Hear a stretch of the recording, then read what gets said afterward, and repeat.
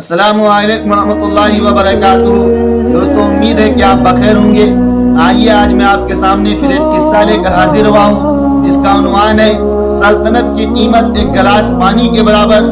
جی ہاں دوستو، اگر آپ اس قصے کو سنتے ہیں تو یقیناً آپ کو بھی بہت کچھ سیکھنے اور جاننے کا موقع ملے گا۔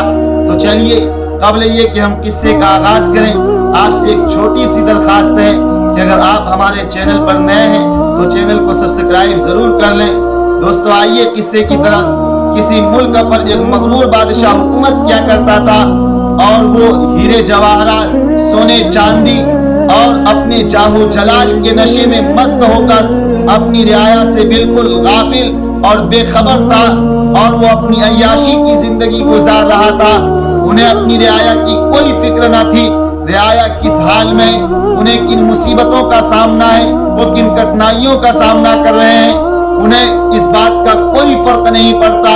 رعایا ان کے لیے بد دعائیں کیا کرتے تھے، یہاں تک کہ کچھ رعایا ان کی ہدایت کی بھی دعائیں مانگا کرتے تھے، اور کچھ رعایا ان کے نیک توفیق کے طلبگار بھی تھے۔ چنانچہ ایک دن اللہ تبارک و تعالیٰ نے رعایا کی دعا سن لی۔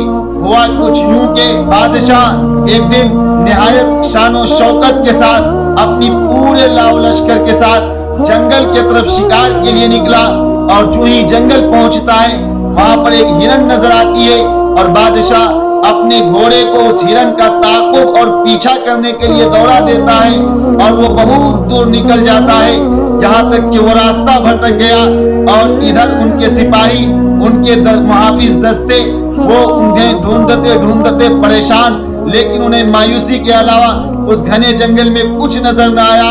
یوں بھی رعایا کی طرح بادشاہ کے سپاہیوں کے دل میں بھی بادشاہ کے خلاف ان کے غرور اور ان کے متکبرانہ چال کی وجہ سے نفرت تھی۔ چنانچہ ان کے سپاہیوں نے بھی انہیں زیادہ ڈھونڈنا چھوڑ دیا، اور وہ لوگ لوٹ گئے۔ بادشاہ سارا دن راستہ تلاش کرتا رہا، مگر نہ ہی انہیں اپنے محل تک جانے کا کوئی راستہ ملا، اور نہ ہی انہیں کوئی اپنے درباری یا سپاہی ملا، اور وہ اس دور دھوپ میں بہت پیاسا ہو گیا۔ وہ پانی کی تلاش کرنے لگے، لیکن انہیں پانی دور دور تک نظر نہیں آیا۔ میلوں چلنے کے بعد ان کی نظر ایک جھوپڑی پر پڑتی ہے۔ وہ بادشاہ جھوپڑی دیکھ کر خوشی سے پاگل ہو جاتا ہے، اور وہ اپنے گھوڑے کو سرپٹ اس جھوپڑی کی طرف دوڑاتا ہے، اور اس جھوپڑی کے اندر جا کر دیکھتا ہے تو ایک بزرگ ہوتا ہے، اور وہ ایک کونے میں بیٹھ کر عبادت کر رہا ہوتا ہے، اور اس کے دوسرے کونے میں پانی کا ایک گھڑا رکھا ہوا ہوتا ہے۔ وہ بادشاہ بڑی بے تابی اور بمشکل اپنی زبان کو حرکت دے کر کہتا ہے، پب پانی ملے گا۔ اس بزرگ نے کہا، پانی تو مل جائے گا، لیکن اس کے لیے ایک شرط اور ایک قید ہے۔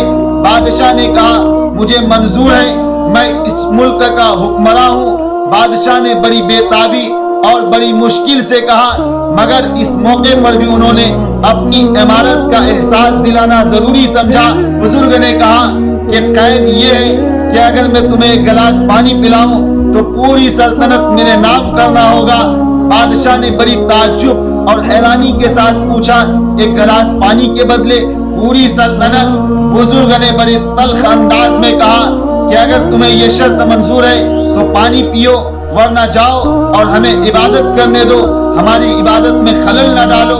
بادشاہ کو ادھر اپنی جان جاتے ہوئے دکھ رہا تھا، چنانچہ بادشاہ ہار مان کر کہتا ہے کہ مجھے یہ شرط منظور ہے، اور وہ بزرگ اسے پانی پلاتا ہے، اور پانی پینے کے بعد وہ بادشاہ کہتا ہے کہ اب وعدے کے مطابق میں اس ملک کا حکمراں نہیں رہا، اب آپ حاکم ہو گئے، برائے مہربانی میرے ساتھ محل تک چلیں اور آپ منصب سنبھال کر ہمیں وہاں سے روانہ کر دیں۔